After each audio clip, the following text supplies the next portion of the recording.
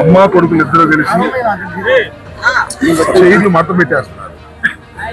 రాజ్యసభలో చైర్లు మడత పెట్టేశారు. రాజ్యసభలో ఖాళీ ఏమీ లేదు. అలాగే లోకేష్ వచ్చి ఆయన చైర్లు మడత పెట్టేశాడు.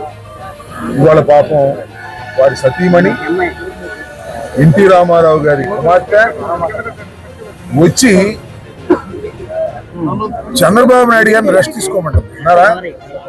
ఆమె కుప్పంలో పోటీ చేయటమే కాదు, చంద్రబాబు నాయుడు గారికి రెస్ట్ ఇవ్వండి అని చెప్పి కుప్పంలో చంద్రబాబు నాయుడు గారి కుర్చీ కూడా మూసేశారు.